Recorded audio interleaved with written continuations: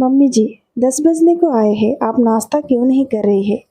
वक्त पर नाश्ता नहीं करेंगी तो फिर तबीयत बिगड़ जाएगी। आप तो जानती है कि राकेश जी यहाँ रहते नहीं हैं, फिर बंटी की तबीयत भी ठीक नहीं रहती। ऐसे में अगर आप लोग भी बीमार पड़ गए तो मेरी परेशानी और बढ़ जाएगी। और किसी से तो नहीं, पर आपसे तो इतनी उम्मीद कर ही सकती हूँ कि आप मेरी परेशानी को समझे। कृतिका अपने सास नंदा जी से कहती है, बहू, तुम्हारे ससुर जी अभी तक लौट कर नहीं आए हैं। कहकर गए थे पुराने मित्र से मिलकर आता हूँ। देखो ना, बस चाय पीकर निकले हैं। वो आ जाए तब नाश्ता करती हूँ। अगर उनके आने से पहले मैंने नाश्ता कर लिया तो तुम तो जानती हो वो कुछ नहीं खाएंगे और किसी से कुछ कहेंगे नहीं, बस सारी नाराजगी मुझ पर निकालेंगे। नंदा जी बोली, मम्मी जी, आखिर ये सब कब तक चलेगा? बताइए, आप नहीं खाती है तो मैं भी भूखी रह जाती हूँ, फिर मुझे गैस बनती है और सर दर्द होने लगता है।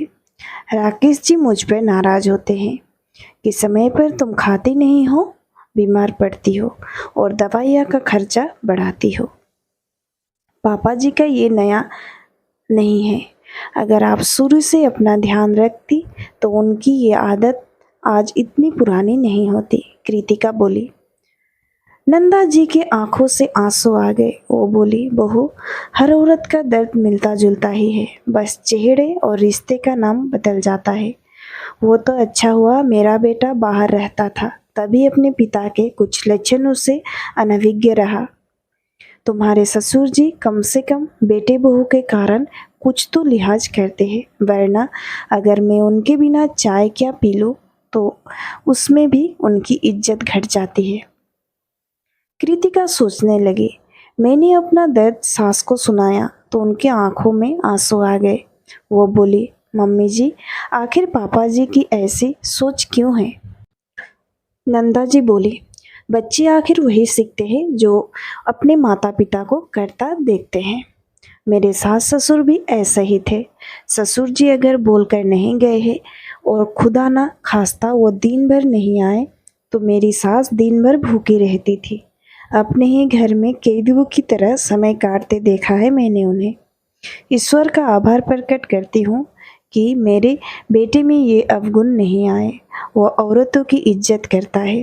कृतिका सोचने लगी कि अब क्या बोलो माँ जी से, जब वो खुद इस उम्र में इतने दुखी रहती है। जब भी अपनी दास्तान सुनाती हूँ वो रो पड़ती है।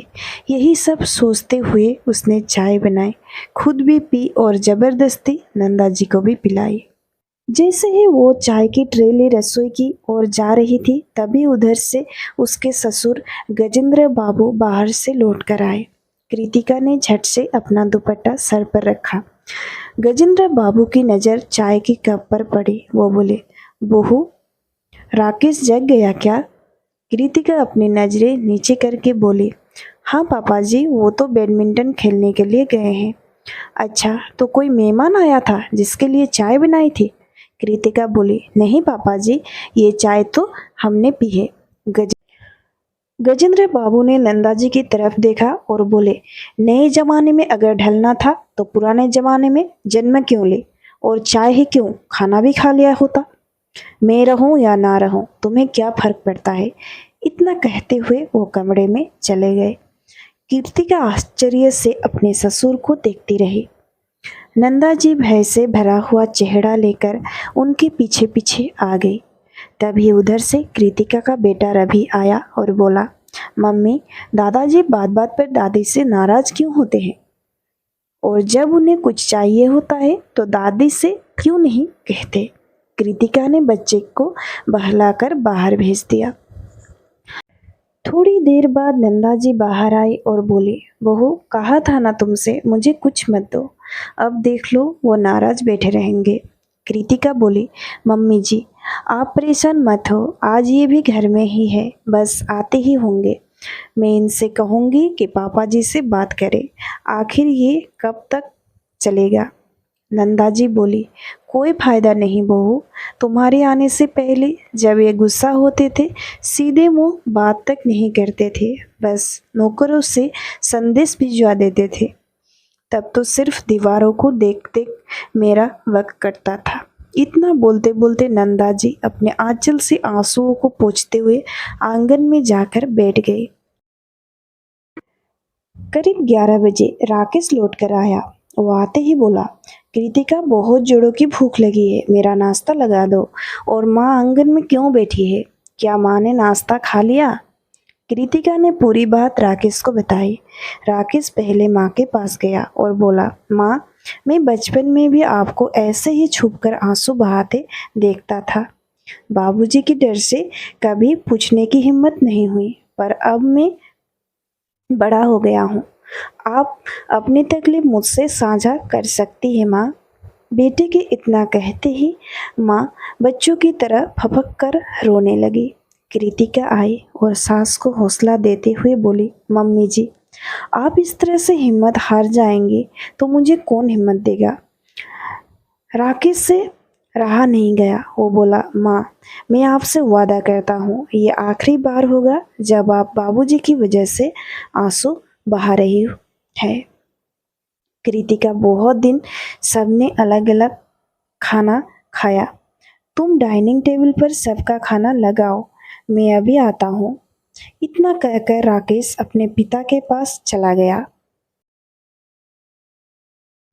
गजेंद्र बाबू ऐसे अखबार पढ़ रहे थे मानो कुछ हुआ ही ना हो। राकेश बोला, पापा, मैंने सुना आपने अब तक कुछ नहीं खाया। मुझे भी आने में देर हो गई, चलिए दोनों साथ मिलकर खाते हैं। गजेंद्र बाबू बोले, जब घर की औरतें ही पहले खा ले तो मर्द क्या जूठा खाना खाएंगे? नहीं पापा, किसी ने खाया नहीं, बस चाय पी है। चलिए खाना लग गया है। राकेश पिता को मनाकर लेकर आया। गजेंद्र बाबू बेटे के साथ डाइनिंग टेबल पर बैठ गए। कृतिका ने सबके लिए प्लेट लगाई। फिर कृतिका नंदा जी को लेकर आई और सबके साथ बिठाया तो गजेंद्र बाबू उठने लगे। राकेश बोला, क्या हुआ पापा, उठ क्यों रहे हैं? गजेंद्र बाबू बोले, जब औरतें मर्द की इज्जत करना छोड़ दे तो समझो उस घर का सत्यानाश होना तय है। कृतिका बोली, पापा जी, माफ़ी चाहूँगी, पर औरत बनाकर खिलाए तो मर्द की इज्जत नहीं घटती, साथ में बैठकर अगर खा ले तो मर्दों की इज्जत घट जाती है। पापा जी, ये कैसे पुरानी मानसिकता है? आप ये सोचिए, अगर घर की औरतें स्वस्थ ना रहे तो पूरे घर और मर्दों की जिम्मेदारी कैसे उठाएंगी? आप बिना बोले घर से बाहर चले जाते हैं। बेचारी मम्मी जी इस उम्र में भी आपके लिए बैठी रहती है और आप कभी खुलकर उनसे कुछ कहते नहीं, तो आखिर ये बेचारी अपने मन की बातें किससे कहे? बस बहू, मैं तुमसे ज़्यादा नहीं बोलना चाहता, गजेंद्र बाबू बोले। राकेश बोला, हम कुल 5 लोग इस घर में रहते हैं, अब हम आपस में बात नहीं करेंगे तो किस बात के रिश्ते? और ये पहले के समय में चलता था, जब औरतें मर्दों को खिलाकर खुद खाना खाती थी। वो इसलिए क्योंकि घर के मर्द बहुत जल्दी काम पर निकल जाते थे और औरतें सारा काम निपटा कर खाना खाती थी। अगर आज की महिलाएं अपना ख्याल नहीं रखेंगी तो सोचिए, मैं नौकरी छोड़कर बच्चा, घर, परिवार क्या क्या देखूंगा? आप सोच कर देखिए कि माँ ने आज तक आपके लिए क्या क्या किया है। आप अपने आप समझ जाएंगे कि औरतों का काम इतना आसान नहीं है। बेटे के कहने पर गजेंद्र बाबू ने खाना खाया और चुपचाप अपने कमरे में चले गए। बाद में जब नंदा जी आई तो चुपचाप अपनी जगह पर लेट गई। गजेंद्र बाबू उठकर बैठे तो वो भी उठकर बैठ गई। वो नंदा जी से पूछ बैठे, क्या मेरी वजह से तुम्हें इतने सालों तक बहुत परेशानी हुई है? नंदा जी बोले, नहीं जी, परेशानी नहीं, पर अकेलापन लगा। आप सीधे मुंह मुझसे कभी बात नहीं करते थे, हर वक्त कटे कटे रहते थे और बात बात पर आपका नाराज होना कहीं ना कहीं मुझे बहुत तकलीफ देता था। फिर भी मैं खुश रहती थी कि अगर आप इसमें खुश हैं तो मैं भी खुश हूँ। पर अब मेरी उम्र देखिए, आखिर कितने दिन मैं आपके चेहरे पर खुशी देखने का इंतजार करूँगी। इतना कहते हुए नंदा जी रोने लगी। उस रोज गजेंद्र बाबू को एहसास हुआ कि सच में जीवन के कितने साल उन्होंने अपने अहम की वजह से व्यर्थ गुजार दिया। गजेंद्र बाबू बोले, वो तो अच्छा हुआ कि बहू ने ये बात उठाई, तब तुम्हारे मन की बात खुलकर सामने आई, वरना तो मैं जीवन भर तुम्हारा दोस्त ही बनकर रह जाता। कोशिश करूंगा जीवन के कुछ साल जो बचे हैं उसमें तुम्हें कोई परेशानी ना हो। अब अगर तुम्हें भूख लगे तुम खाना खा लिया करना, मेरा इंतजार मत करना। स्वभाव को बदलना इतना आसान नहीं है, फिर भी मैं कोशिश करूंगा। इतना कहकर वो सो गए। अगले दिन गजेंद्र बाबू सुबह के सैर के लिए बाहर निकल रहे थे। नंदा जी उम्मीद भरी नजरों से उन्हें देख रही थी। वो बोले, मुझे देर हो जाए तो तुम चाय पी लेना। इतना कहकर वो निकल गए। नंदा जी के चेहरे पर मुस्कुराहट देर आई। कृतिका बोली, मम्मी जी, पापा जी ने पहल की है तो आप भी उसमें योगदान दीजिए। मैं तो कहती हूँ कल से आप भी पापा जी के साथ सैर करने जाया कीजिए। इसी बहाने आप दोनों को एक दूसरे से बात करने का मौका मिलेगा। नंदा जी बोले, बहू, किन शब्दों में तुम्हारा आभार प्रकट करूं? सास अपनी बेटी बहुओं का घर बसाती है, पर तुमने तो इस बुढ़ापे में मुझे नई खुशी दी है। मम्मी जी, अब बहू के आंसू सास पोछे या सास के आंसू का हिसाब बहू रखे, बात तो एक ही है। आप ही तो कहती थी दर्द वही रहता है, बस चेहरे और रिश्ते बदल जाते हैं। कृतिका बोली, वो दिन था और आज का दिन है। गजेंद्र बाबू ने अपने पुराने विचारों को बदलने की भरपूर कोशिश की और कामयाब भी रहे। अब सब मिलजुल कर रहते थे, अपने मन की बातों को एक दूसरे से साझा करते थे। अब कोई किसी के दुख का कारण नहीं बनता था। दोस्तों,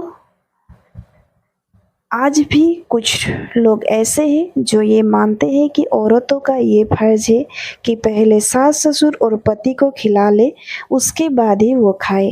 अब इस पुरानी मानसिकता को बदलने की ज़रूरत है। दोस्तों, स्टोरी कैसे लगी कमेंट में ज़रूर बताइएगा, और अगर अच्छी लगी हो तो वीडियो को लाइक, शेयर और चैनल को सब्सक्राइब कीजिएगा। अपना कीमती समय निकाल कर वीडियो में बने रहने के लिए तहे दिल से धन्यवाद। हम मिलते हैं अगले वीडियो में।